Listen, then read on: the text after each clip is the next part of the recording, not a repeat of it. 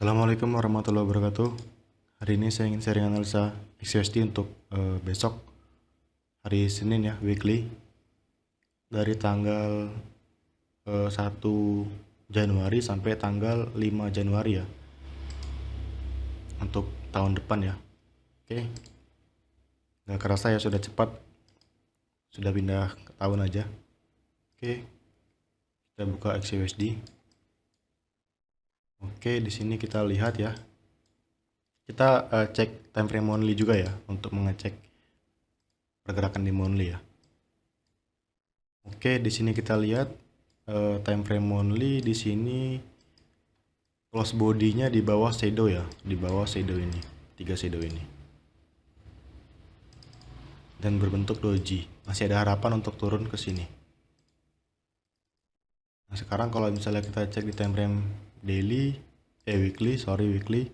kita baca strukturnya secara mechanical-nya.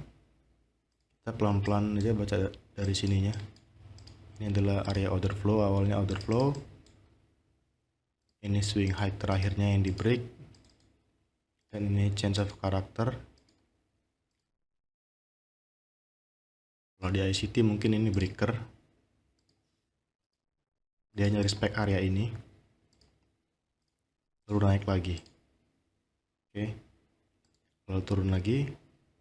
Naik lagi. Di weekly masih strong bullish. Kalau misalnya kita cek di daily, nah daily ini agak menarik ya, daily ya. Kenapa saya bilang menarik? Di sini kita lihat, kita pelan-pelan aja baca strukturnya. Di sini kita lihat, ini swing high terakhirnya ya, swing high terakhir. Ini di break, ini change of character ya. Ini chok weekly, chok daily juga. Di sini kita lihat secara struktur, bikin pullback, jadi inducement. Oke, pullback. Nah, pullbacknya juga diambil sini. Nah, di sini ya yang menarik di swing terakhir.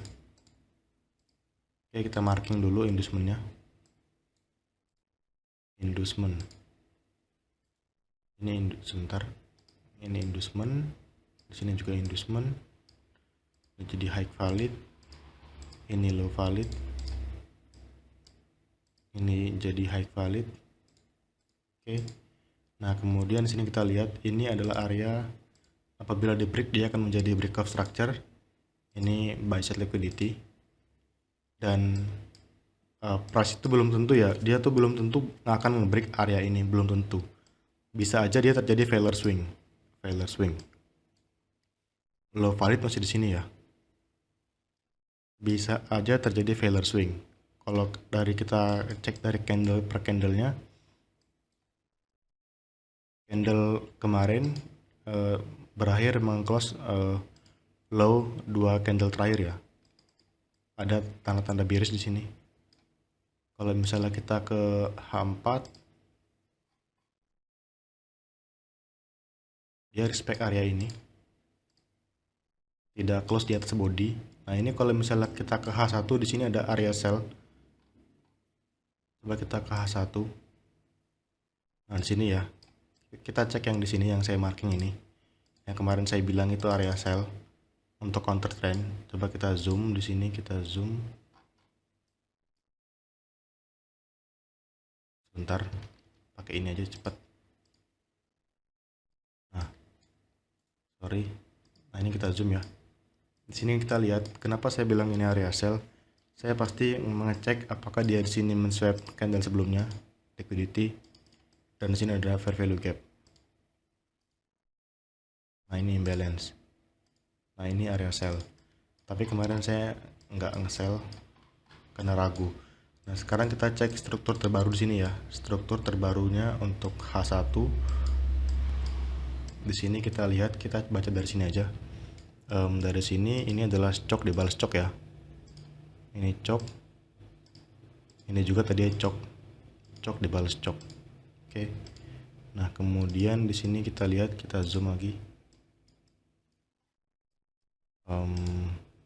Ini bukan pullback, hanya inside bar. Nah, ini pullback valid nih, pullbacknya diambil. Nah, oke. Nah, ini break of structure. Oke, ini break of structure. break off structure. Berarti low valid sini ya, low validnya ya. Nah, di sini kita lihat kalau misalnya di H1 ini hanya inducement ya, hanya inducement di sini, inducement di H1. Nah, tapi kalau misalnya kita turun ke time frame yang lebih kecil gitu, sebentar, ini sudah valid ya, ini high sudah valid, dan berarti ini sekarang masih di antara rank high dan rank low kalau untuk H1. Tapi kalau misalnya kita turun ke M15, M30 dulu. M30 di sini kita lihat. Kalau di M30 di sini kalau kita baca dari sini ini pullback. Oke, pullbacknya valid ya. Sebentar, ini pullback ke bawah. Enggak valid. Ini masih break of structure. Di sini aja. Ini pullback. Oke, pullback valid. Nah, ini break of structure di sini. Break of structure. Kemudian di sini lagi ada inducement di sini. Inducement. Oke. Nah, ini di break ya. Nah, ini kan tadi inducement H1 ya. Nah, di sini dia menjadi chok M30 dan M15. Nah, kemarin itu saya mau nyari sell di sini nih kemarin nih. Di area ini nih. Nah, di sini kita lihat ya. Ini adalah pullback. Oke, pullbacknya diambil ya. Nah, ini inducementnya nih.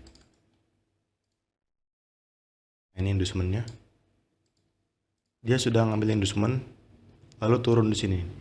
Nah, teman-teman kalau ngecek di area ini muncul konfirmasi nih di sini nih. Coba kita ke M1 atau M3.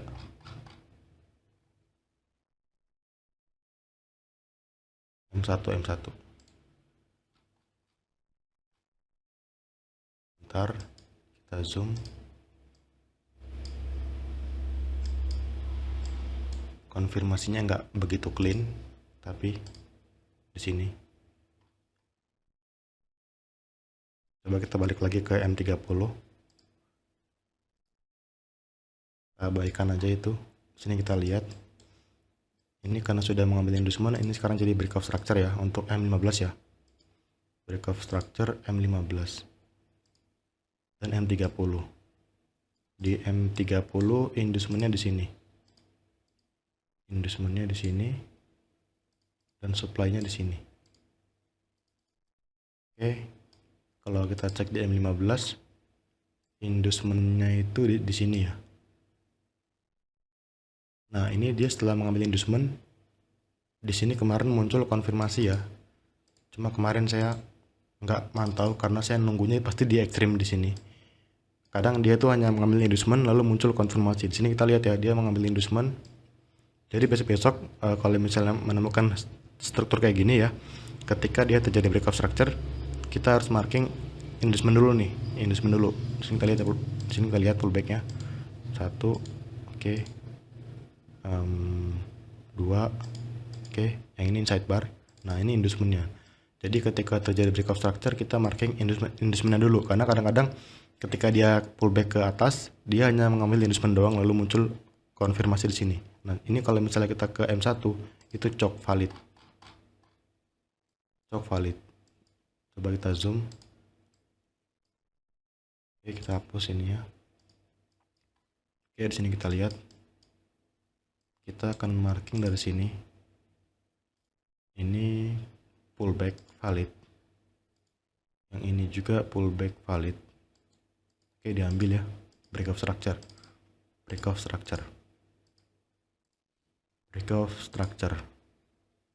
Lalu di sini dia ngebreak low valid dan jadi change of character. Di sini kita lihat ini pullback, ini juga pullback, ini juga pullback, ini juga pullback. Inducementnya di sini nih. Inducement di M1. Dia respect fair value gap. Lalu turunnya lumayan jauh. Nah, itu kalau di M5 dia munculnya seperti ICT 2022 model, tapi saya belum punya banyak data untuk pola ini ya. Belum punya data. Kalau secara mechanical Sini kita lihat ya, ini change of character. Ini dia sedang mengambil inducement ya di sini ya. Inducement. Sebentar, ini inducement juga ya ini ya. Inducement di M5. Enggak, ini inducement pullbacknya di sini. Coba sebentar. Di M5 itu banyak pullbacknya ya. Kita fokus pullback M15 saja. Inducement M15. Inducement M15 di sini. Oke, kita ke M5. Nah, setelah dia ngambil inducement M15, dia ngebreak low ini. Dan di sini ada fair value gap.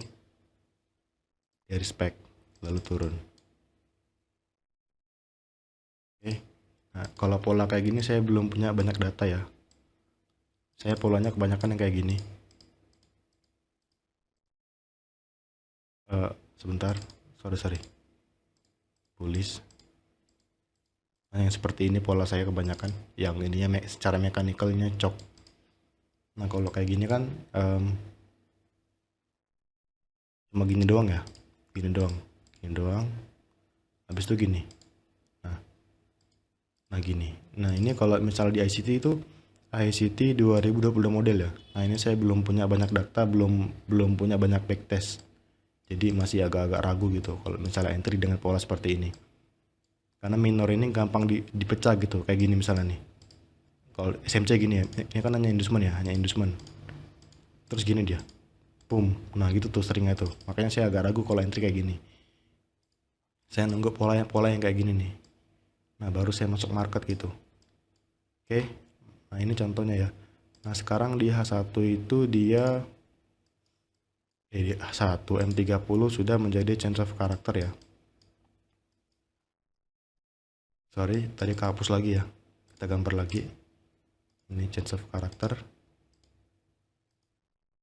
Lalu di sini kita marking break of structure. Lalu di sini juga kita marking lagi break of structure. Sebentar. Di M30 dia belum mengambil inducement ya. Ini inducementnya ya. Kalau gitu kita pakai struktur M15 saja, M15, oke. Nah, ini ya. Break of structure. Lalu di sini kita lihat M15. Ini oke. Nah, berarti ini area POI kita ya, POI kita untuk sell. Di harga 2074 area untuk sell kita. Oke, di sini dia berpotensi membentuk equal high. Sudah kebentuk kok potensi sih. Jadi kemungkinan akan di swap. Atau mungkin dia turun langsung dari sini. Ini kalau kita cek di M5 seperti pola. Oh, enggak, saya skip. Ragu-ragu. Nah ya. Nah, ini kalau teman-teman ngecek mungkin teman-teman akan komplain ya, Bang, itu kan inducement, Bang. Yang di sini nih. Ini kan break of structure ya. Nah, ini secara ini ya seperti ini ya. Nah, ada yang nanya, Bang, apa bedanya inducement major dengan minor? Nah, ini kita lihat ya di sini nih major nih. Pullback major. Inducement major. Nah, di sini nih di dalam pola ini ya. Ini kan break of structure ya. Ini inducement yang major. Nah, di pola ini internal ini ada pullback di sini. Nah, ini minor. Seperti ini. Jadi saya fokusnya yang ini, bukan yang ini. Emang dia pullback juga di sini, pullback juga. Oke. Nah, sekarang untuk seller di sini di area 2073 kita akan cari chop seperti di pola ini tadi ya.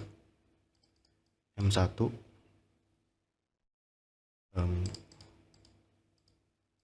LTF confirmation M1.